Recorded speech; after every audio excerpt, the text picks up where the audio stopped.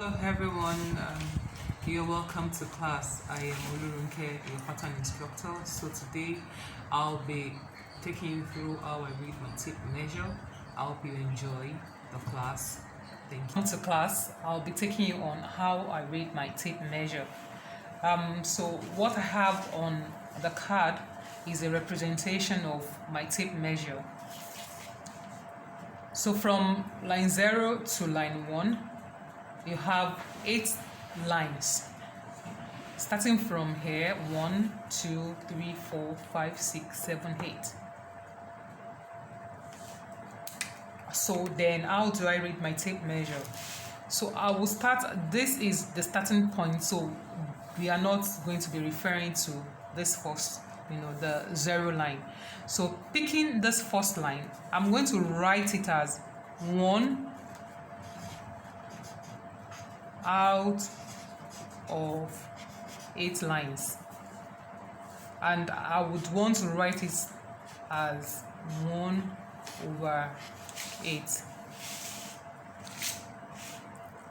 1 out of the 8 lines that I am working with, I would want to write it as 1 over 8. So this is okay as it is.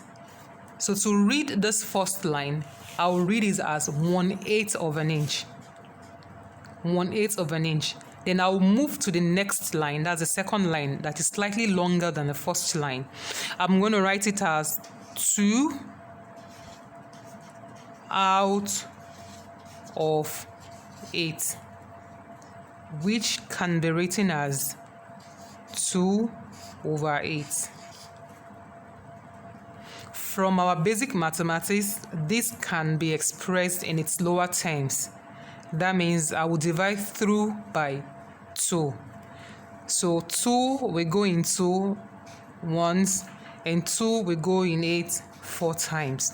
So this is equal to 1 over 4, and I will now read this as 1/4 of an inch. So this second line would be read as 1/4 of an inch. This is 1/8, this is 2/8, which is further expressed as 1/4. So it is 1/4 of an inch. Then I'll move to the third line. So I'll do the same. I'll write 3 out of the 8 lines, and I would express it as 3 over 8. This can not be further broken down or further expressed in its lower form, so I'll leave it as it is. So I would read the third line as 3/8, 3 over 8 of an inch, or 3/8 of an inch.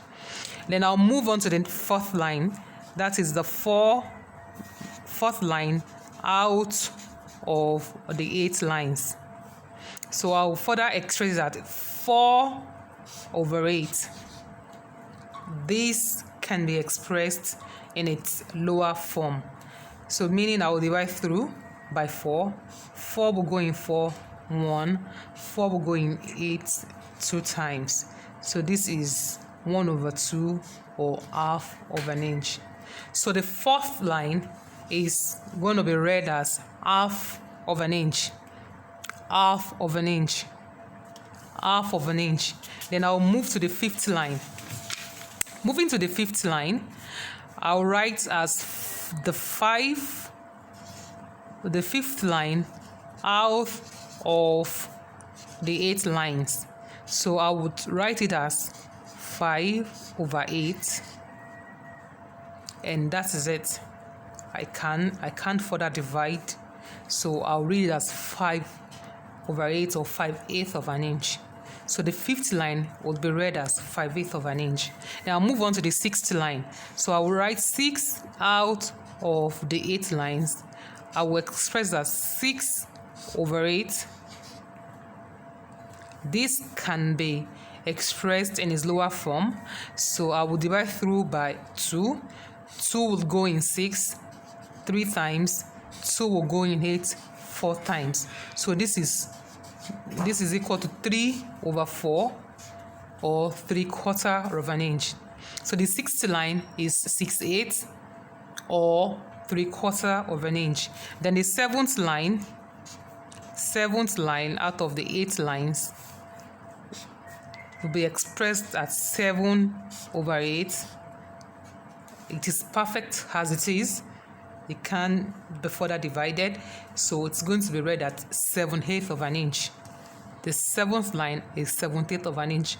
Then coming on to the longest line, which is the 8th line, well, it will be 8 out of 8. I would write as 8/8.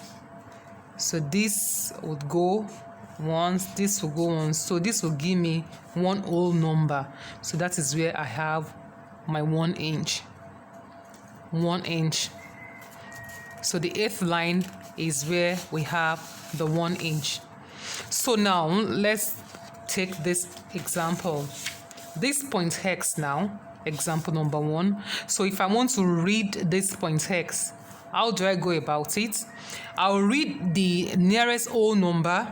So this is, I'll go, this is 1, I have 1. This is 1 inch. Then I'll now start counting. 1, 2, 3, 4. That is 1/4/8.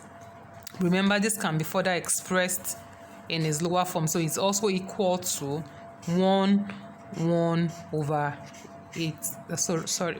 1/2 rather. So meaning 4 will go in 4 in once, then 4 will go in 8 twice. So that is where I have my, so my point X is 1.5 inches. So for point Y, I'll go, this is 2 inches, 2, then I'll read 1/2, 2/8.